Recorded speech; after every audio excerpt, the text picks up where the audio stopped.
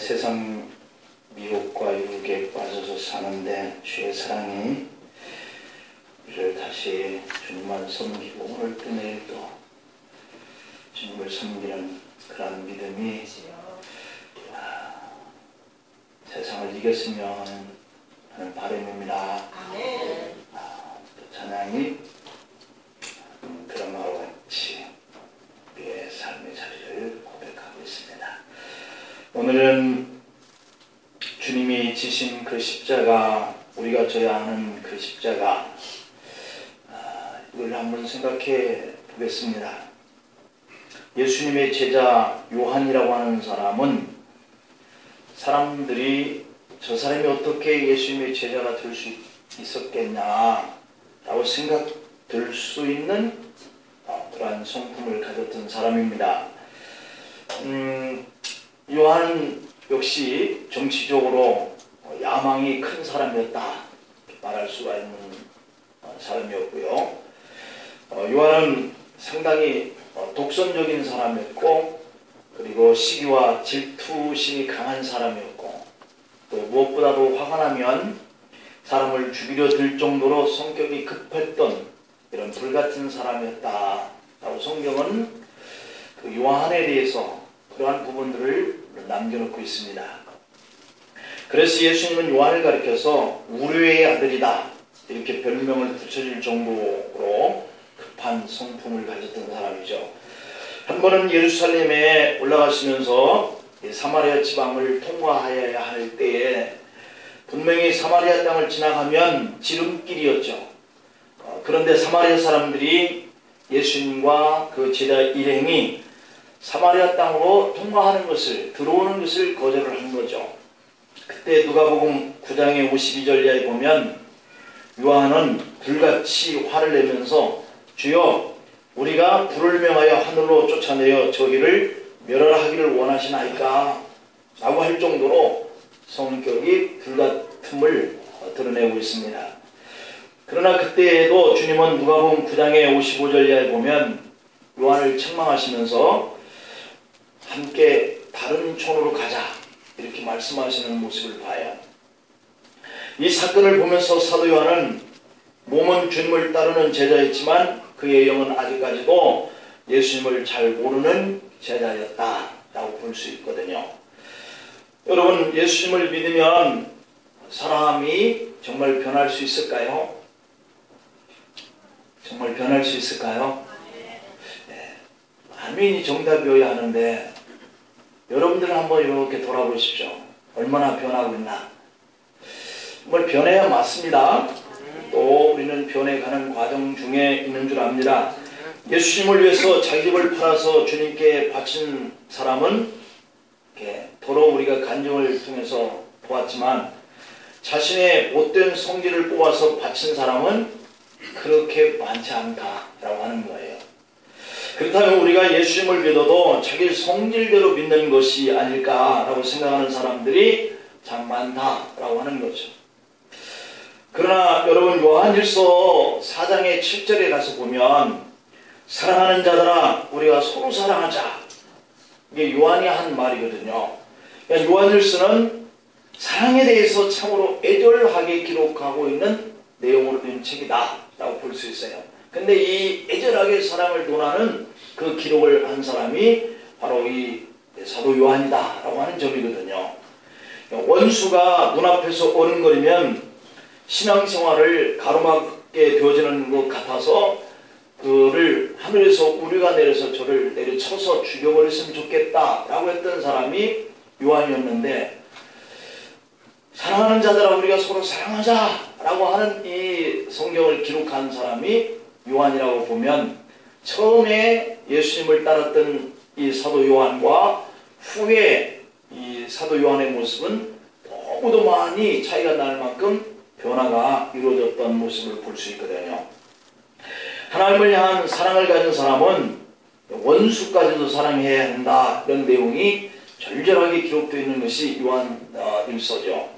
이렇게 요한일서를 통해서 서로 사랑하라 라고 하는 이런 설교의 말씀이 사마리아 사람들을 위해서 불을 내려달라 라고 요청했던 요한의 설교라고 한다면 잘 우리가 믿을 수 있을 것인가 라고 하는 의문을 갖기까지 할 수 있죠. 우리가 하나님을 제대로 믿으면 우리의 성품이 이렇게 요한처럼 점점점 변화가 일어나야 할 줄로 믿습니다. 우리의 아들이라고 했던 요한이 어떻게 사랑의 사도라고 말을 들을 수 있는 사람으로 변화가 일어났을까? 그것이 바로 요한이 짊어진 십자가에서부터 비롯되었다라고 말하는 거예요. 그래서 오늘 우리가 이 십자가를 내 것을 지자라고 하는 이러한 주제를 가지고 이 말씀을 전하는 것도 우리가 그렇게 변화가 되어지기 위해서는 나의 십자가를 져야 한다, 이러한 결론을 내릴 수 있습니다. 예수님께서 십자가 달리실 때 오늘 이 본문 속에 기록되어 있는 것처럼 다른 제자들은 다 도망갔고 여자들 25절에 보면 어머니와 이모와 또 아내 마리아 그리고 막달라 마리아 이들 속에 이 요한만이 함께 하고 있는 이런 부분을 기록을 해놓고 있어요. 이렇게 십자가에서 25절 내용을 보면 그렇게 고통으로 몸부림치고 계시는 이 아들 곁에 우시는 어머니의 여인들의 그리고 이 요한의 모습을 볼 수 있거든요. 그리고 26절에 보면은 예수님이 그러한 어머니 마리아를 바라보면서 여자여 보소서 아들입니다 라고 이렇게 말을 하고, 그리고 27절에 보면 예수님은 그의 곁에 서 있는 이 사도 요한을 가리켜서 보라 네 어머니다 이렇게 말을 하고 있는 부분이에요. 예수님은 그의 제자 요한에게 자신의 어머니가 그의 어머니다 라고 말할 정도로 부탁하고 마지막 그 고통 속에서 운명을 하셨다는 점이거든요. 27절 말씀처럼 그때부터 요한은 주님의 모친인 이 마리아를 자기 집으로 모셨다라고 하는 겁니다. 그 후에 사도 요한이 예수님의 모친 마리아를 모시고 어떻게 살았을까라고 하는 거죠. 아마도 짐작하건대 그는 자기 마음대로 살지 못했을 것이다 라고 하는 겁니다. 왜냐하면 자기 곁에는 고통 속에서 자신들을 지도했던 그 스승 예수께서 운명하시는 이런 현장에서 슬퍼하면서 함께 머물렀을 때 당부했던 주님이 자신에게 네 어머니다 라고 하는 이 말은 네가 모셔야 한다 라고 하는 이런 말처럼 들렸기 때문이죠. 그래서 자신은 이제 예수님의 어머니 마리아가 함께 거처하고 있는 이 공간에서 그렇게 혈기가 많고 급파했던 불같은 이 성품을 마음껏 부릴 수가 없었을 것이다. 예수님의 어머니 마리아 때문에 요한은 자기의 모든 정치적인 야망과 그리고 자기의 기질인 혈기의 성품을 조금씩 내려놓아야만 했다. 예수님의 어머니 마리아를 평생 모시고 사는 것이 바로 요한이라고 하는 이 제자, 그의 삶은 바로 이러한 십자가를 짊어져야 하는, 다시 말하면 그러한 고난을 짊어져야 하는 이러한 사람이었다라고 하는 거죠. 그래서 그 고난의 십자가의 짐이 요한의 성품을 변화시켰다라고 하는 거죠. 요한일서 4장 11절에 보면 요한이 이런 고백을 합니다. 사랑하는 자들아, 하나님이 이같이 우리를 사랑하셨은즉 우리도 서로 사랑하는 것이 마땅하도다, 이렇게 말을 합니다. 예수님의 모친을 모시고 살았던 요한은 완전히 기도의 사람이 되었고 사랑의 사도로 변화가 일어났던 모습을 발견할 수 있죠. 마가복음의 15장의 21절에 보면 알렉산더 루포의 아버지 구레네 사람 시몬은 예수님의 그 십자가를 억지로 지우게 되었다라고 기록하고 있어요. 인간적으로 억지로 지고 가게 된 이 십자가 때문에 바로 이 사람이 얼마나 고통스러웠을까 하는 점을 생각해 볼 수 있죠. 그러나 그날 이후에 로마서 16장의 13절을 보면 이 구레네 시몬도 그의 집안도 완전히 변화되었다라고 하는 내용을 기록하고 있는 것을 우리가 발견할 수 있어요. 바울은 루포의 어머니가 곧 바울의 어머니다라고 할 만큼 신앙적으로 실제로 변화를 가져온 그런 가정이 되었다라고 하는 것이 기록되어 있거든요. 뿐만 아니라 알렉산더와 루포도 이 초대교회의 아주 훌륭한 그런 지도자가 되었다고 하는 것이죠. 그것이 주님이 주신 그들의 십자가에서 따르는 열매, 축복이었다라고 하는 것을 알 수 있죠. 요나는 하나님의 명령이었지만 그가 원수라고 생각했던 니느웨 사람들이 살고 있는 이 니느웨 성에 가고 싶지 않았어요. 니느웨 사람들도 요나를 싫어했어요. 그러나 요나는 이 지고 싶지 않을 만큼 큰 고통이었지만 그들을 사랑하기 위해서는 반드시 지고 가야 할 그 십자가였던 것이죠. 예수님을 믿는 우리에게도 싫어하는 사람이 있고 가고 싶지 아니하는 그런 장소가 있어요. 그러나 때때로 그 싫은 사람을 만나야 하고 그 가기 싫은 장소를 가야 할 때가 있는데 그것이 바로 우리가 짊어지고 가야 할 십자가라고 하는 점이에요. 여러분, 십자가라고 하는 것은 자기 마음대로 지고 싶으면 지고 안 지고 싶으면 안 져도 되는 것이 아니라고 하는 거죠. 내가 좋든 싫든 상관없이 십자가를 지는 것이 주님께서 우리에게 대주신 그런 몫이고 그것을 감당할 때에 축복이 되고 그것이 자손에게 복이 된다고 하는 사실이거든요. 그래서 내가 억지로 지기 싫었던 이 구레네 시몬의 지고 간 그 십자가 때문에 그의 온 가족이 다 구원받는 이런 축복의 역사가 일어난 거잖아요. 여러분, 그런 의미 속에서 내가 지고 가는 이 십자가의 의미가 뭐냐라고 하는 점을 우리가 생각하지 않을 수 없어요. 남의 죄를 대신 짊어지고 내 자아가 죽어지는 것. 주님이 지신 십자가도 나와 우리의 죄를 대신 지고 죽은 곳이죠. 마찬가지로 십자가를 진다라고 하는 것은 다른 사람의 잘못과 그 죄를 대신 짊어진다라고 하는 것이기 때문에 아픔이 있는 거죠. 그래서 우리가 가족과 공동체와 이 나라에 이 되어지는 모든 과정 속에 고통이라고 하는 자리 속에서 우리가 생각해 보면 그것을 내가 지고 가야 할 그런 가정이고 또 공동체고 그런 나라 안의 사정이기 때문에 아픔이 있다는 거죠. 아픔이. 그래서 그 고난의 고통의 짐을 같이 지고 가는 거죠. 그러니까 아파하는 거예요. 여러분, 교회가 시끄럽고 가정이 시끄럽고 나라가 시끄러운 것은 내가 십자가를 져야 할 때 그 십자가를 피하려고 하기 때문에 오는 거예요. 가정이 잘 뜨고 교회가 부흥되고 나라가 잘 뜨기 위해 이런 일들을 방해하는 요소가 바로 이 마귀가 하는 일인데 그런 것들을 물리치기 위해서 주님이 지신 그 십자가를 지고 가는 이런 사람이 많아야 가정이 잘 되고 교회가 잘 되고 나라가 잘 되는 줄 믿습니다. 근데 서로 다 안 지려고 하면 이게 부흥이 안 오고 오히려 발전이 안 오고 파괴가 오는 거죠. 어떤 목사님의 목회 회골에게 이런 글을 남겼어요. 그 교회는 정말 훌륭한 장로님과 권사님 부부가 계셨는데 우리 한국 안에서 이 정도 훌륭한 장로님, 권사님 부부의 활동이라면 이름만 대도 다들 알만한 분들이기 때문에 이 책 내용 속에서도 이름을 밝히지 않았어요.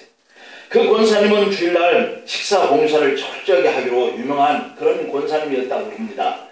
그 권사님은 자기 집에서는 정말 손에 물 한 방울 안 묻히고 살아가는 분인데 교회만 오면 철저하게 헌신적으로 봉사하는 그런 분이셨어요. 그런데 어느 주일날 새벽 기도를 마치고 주방에 들어갔는데 식당 문을 열고 들어간 순간 보아서는 안 되는 어떤 사건을 목격하게 된 거예요. 그 교회의 집사님 한 분이 식당에서 정말 있어서는 안 되는 양심적으로, 신앙적으로, 윤리적으로 해서는 아니 되는 그런 일들을 벌려놓고 있었던 장면을 발견한 거죠. 순간 권사님과 그 집사님의 눈이 마주쳤고 그 집사님은 놀라 도망가 버리고 말았지만 그 권사님은 그가 누구인지 다 알고 있는 것이죠. 그리고 바로 그 뒤를 따라서 다른 사람들이 식당에 들어왔는데 도망쳐버린 그 집사님이 하다만 그 일들이 영락없이 그 권사님이 하신 것으로 뒤집어 씌워지게 된다고 하는 거죠. 사람들이 권사님께 물어봅니다. 권사님 어찌 된 일입니까? 평소에 권사님을 잘 아는 분들은 의아해하면서도 눈앞에 펼쳐진 그 광경을 보고 이럴 수 있느냐라고 하는 그러한 표정으로 쳐다보게 되는 것이죠. 권사님은 고개를 숙이고 할 수 없이 죄송합니다, 미안합니다, 내가 뭔가 쓰였나 봅니다 하고 사과를 했습니다. 그러자 사람들이 아니 권사님 이럴 수가 있습니까? 양심적으로 도덕적으로 아니 권사님이 신앙생활 어떤 신앙적으로 이래서는 안 되는 것이죠 라고 아우성들을 칩니다. 결국 그날 교회가 발칵 뒤집혔고 당회까지 열려지면서 결국 권사 제명을 하게 되었습니다. 남편 장로님도 사표를 내게 되었고 자녀들은 어머니에게 아니 어머니 도대체 이런 일이 어떻게 된 겁니까? 창피해서 교회 더 이상 다닐 수가 없게 된 거 아니겠습니까? 라고 하는 말을 드려야 했어요. 남편 장로님도 아니 당신이 그럴 사람이 아닌데 어떻게 그런 일을 할 수 있느냐고 추궁합니다. 그래도 원사님은 다 제가 부족해서 생긴 일이니까 죄송합니다, 나도 모르게 그만 일이 그렇게 되었습니다 하고 말았어요. 결국 누가 봐도 그 일은 권사님이 저지른 일이 되고 만 거예요.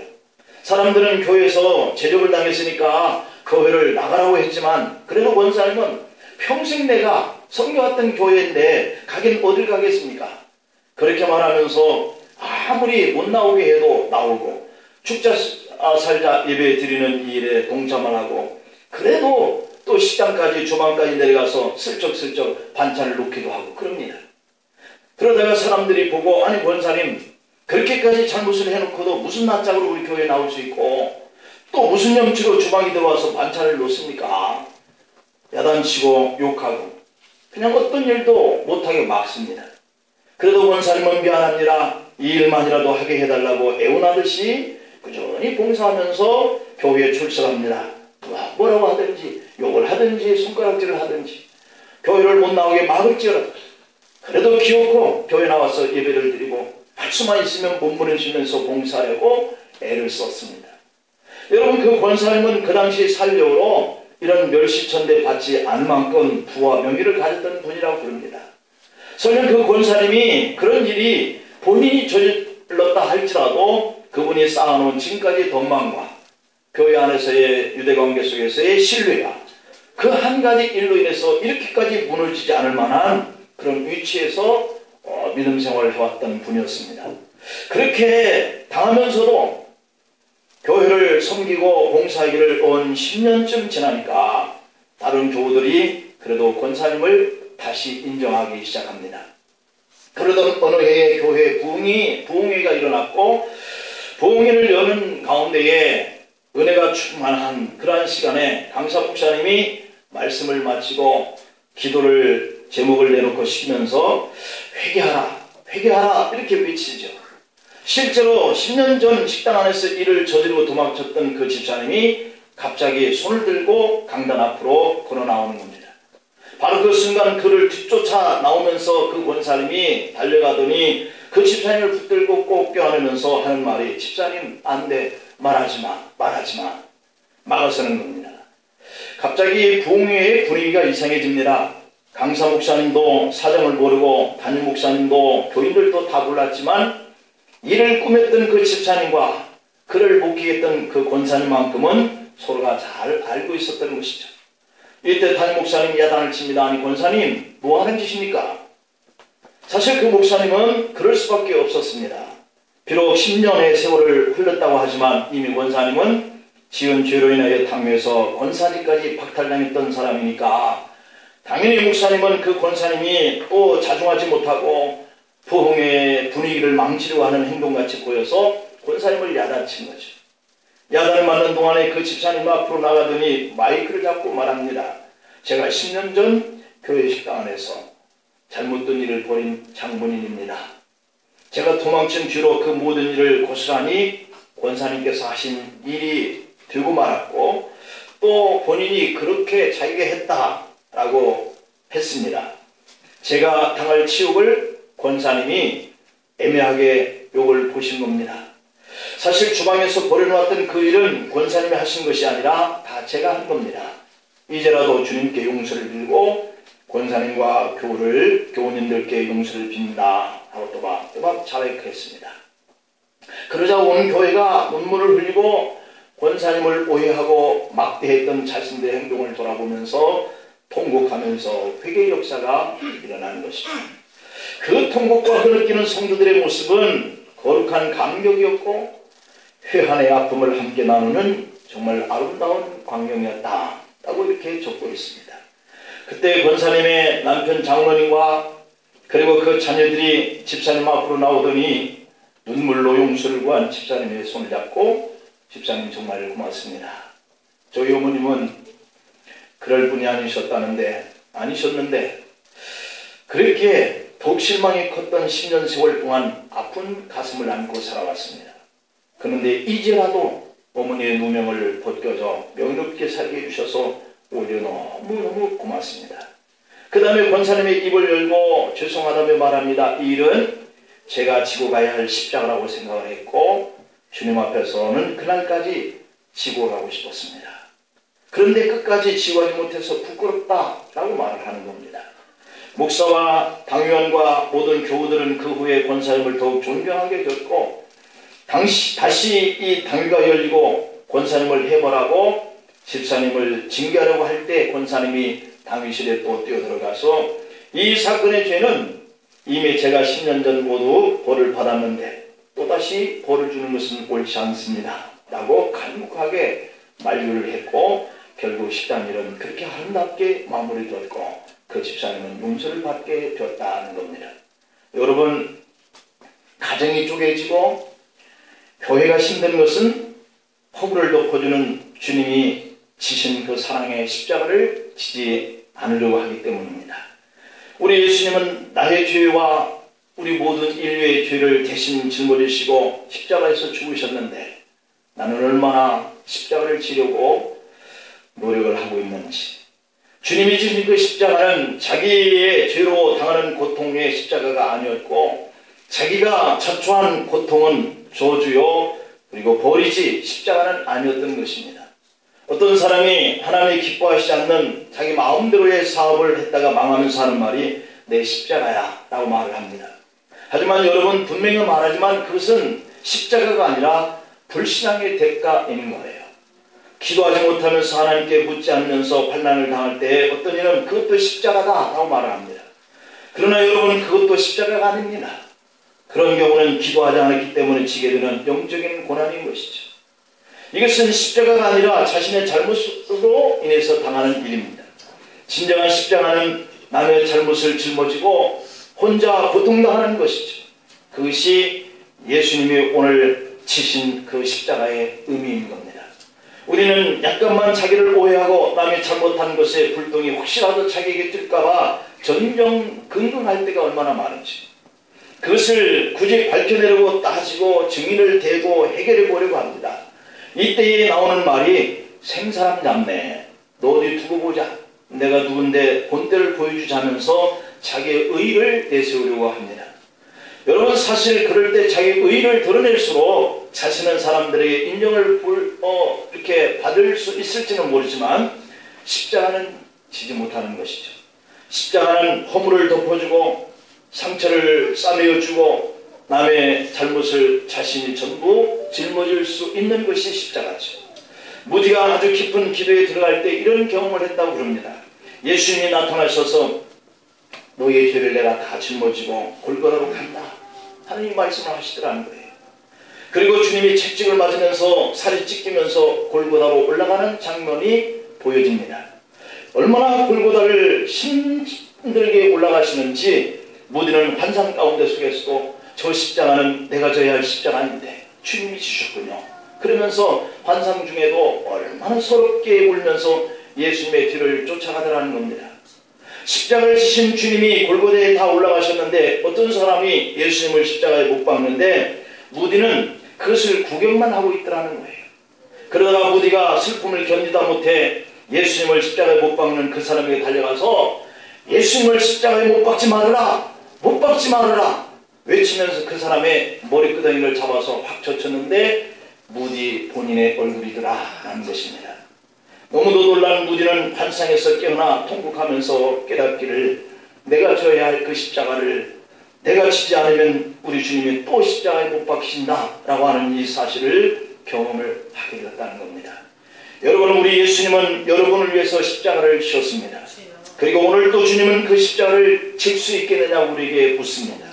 히브리서 5장 7절에서 그는 육체에 계실 때 자기를 죽음에서 능히 구원하실 이에게 심한 통곡과 눈물로 간구와 손을 올렸고 그의 경유하심을 인하여 들으심을 얻었느니라 라고 말씀합니다. 하나님의 아들 예수님이 인간의 육신에 옷을 입고 오셨기 때문에 기도하셨는데 보통 기도가 아니라 심한 통곡과 눈물, 간구와 소원을 하나님께 부르짖었다라고 그랬습니다. 심한 통곡과 눈물이 없는 사람은 십자가를 질 수 없다, 그런 얘기죠. 여러분, 오늘 이 본문에 십자가를 지고 고통 가운데 있는 그를 바라보면서 그의 어머니를 비롯해서 여인들과 그리고 요한이 이렇게 슬퍼합니다. 고통스러워합니다. 여러분, 그 십자가를 지는 것은 주님이나 우리나 다 힘든 일입니다. 그런데 예수님이 십자가를 질 수 있었던 것은 그분의 기도였다. 겟세마네 동산에서 땀이 핏방울 들 만한 그러한 기도를 하셨다. 하나님의 아들 예수님도 사람의 몸을 입었고 이 땅에 거하셨기 때문에 기도하지 아니하면 그 십자가를 질 수 없었듯이 오늘 우리도 내게 지라 맡겨주신 그 십자가를 지고 갈 때에 질 수 있는 그 비결은 기도하는 것, 심한 통곡과 눈물의 기도 외에는 그 고난의 십자가를 질 수 없다. 형제 때문에, 가족 때문에, 교우들 때문에 나를 부인하고 십자가를 치고 주님을 따르려고 하면 눈물의 기도 그러셔야 합니다. 기도하시겠습니다. 하나님 아버지, 십자가에 짐을 지고 간다는 것은 고통스럽고 우리가 감당하기에 너무 힘든 일이기에 심한 통곡과 눈물을 요구하는 기도가 없이는 우리 예수님이 짊어지던 그 십자가를 질 수 없는 것을 돌아봅니다. 아버지, 좁은 길만 택하여 가는 저희가 아니라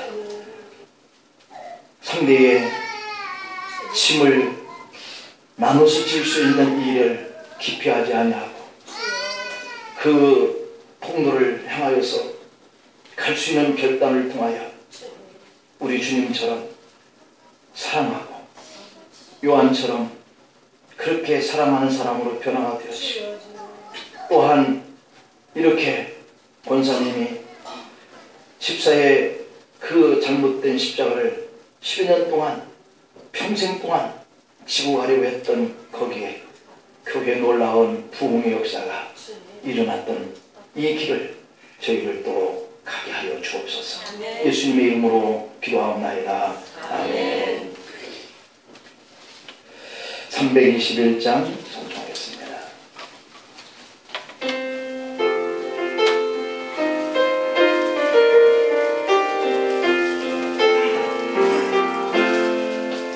날 대속하신 예수께 내 생명 모르니 늘 진실하게 하소서. 내 구주 예수여, 나 구주이 내 살리라. 내 기쁨 한량 없으니 내 갈 길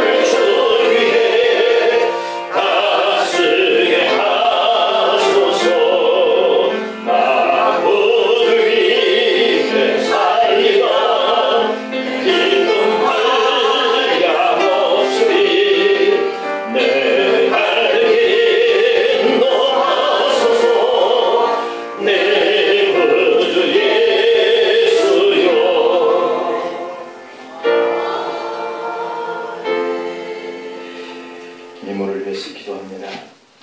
오직 선을 행하되 낙심치 말고 서로 나누어주기를 잊지 말라. 하나님은 이 같은 제사를 기뻐하시느니라. 아멘.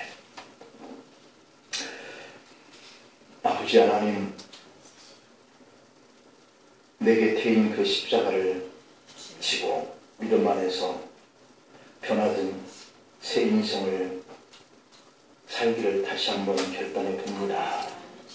부족한 가운데도 자주 갈 수 있는 신앙의 믿음의 자리에 우리가 서갈 수 있도록 축복하여 주옵소서. 오늘 또 믿음과 감사의 마음을 담아 주님 앞에 인물을 드립니다. 믿음의 전진을 인하여 요동하는 세상 속에서도 불안하지 않고 그 평안을 유지하면서 주님만 바라보고 나아갈 수 있고 더 감사할 수 있는 저희들을 되기를 원합니다. 저희가 가진 것이 보잘것없지만 주님께 드릴 때 풍성한 축복으로 갚아주실 줄로 믿습니다. 11조 예물을 드리고 감사 예물을 드립니다. 구역 예물과 중형 예물, 주일 예물과 또 성전 건축 예물과 선교 예물을 드립니다. 드리는 손길 위에 믿음을 도하여 주옵소서. 우리에게 찾아오는 환경과 현실의 문제에도 당황하지 말게 하옵소서.